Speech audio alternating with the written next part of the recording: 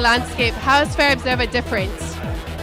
I think Fairobserver is going to be able to get angles a lot of other news organizations can't, because they're going to be looking at multiple different countries, multiple different perspectives, top, bottom.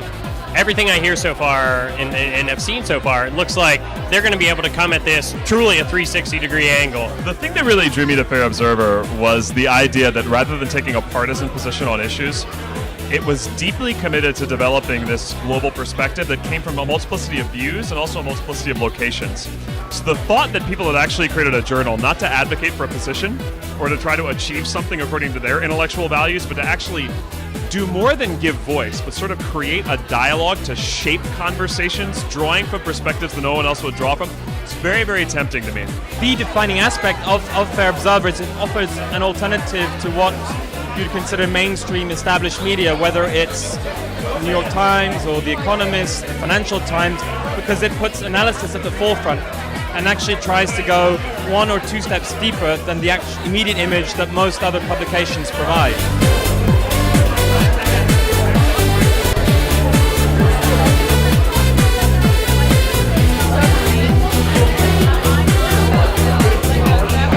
Feel that, for example, a Turkish person should be writing on Turkish elections and a Russian person should be writing on the Russian economy, but we're not constrained by that. So I feel that any person can write on any topic.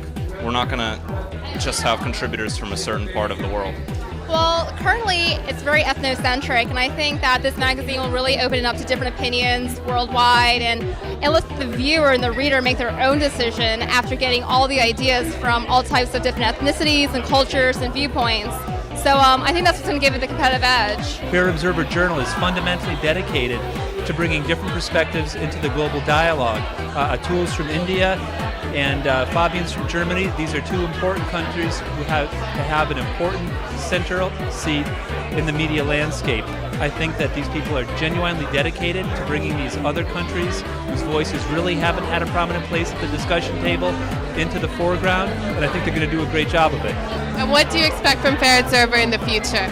Truthfully, I expect nothing but the best. I expect total success because the team who's running Fairobserver is awesome. They're extraordinarily dedicated, and one of the things that I have heard time and time and time again from people who invest in new companies is that you have to commit to people who have the commitment to get the job done. I think Atul's got it. I think other people on the team have it, and I think they've got a great idea. I think they're going to run with it. I think they're going to have an awesome time.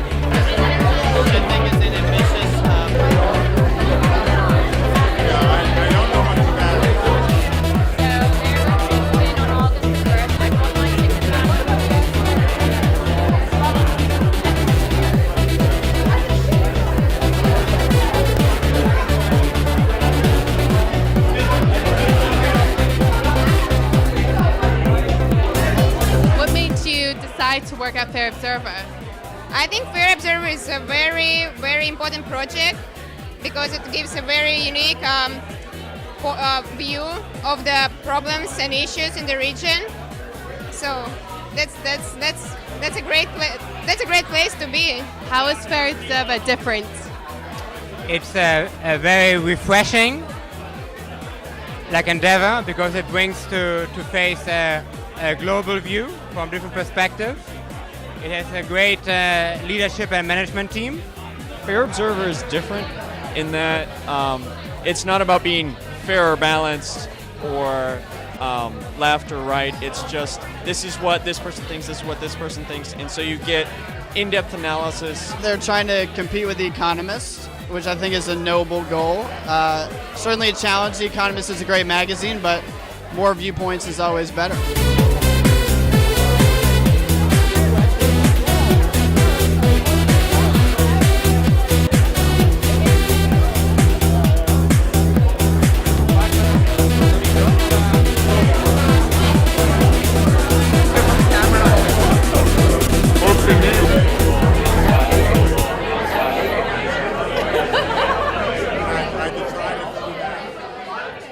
going to her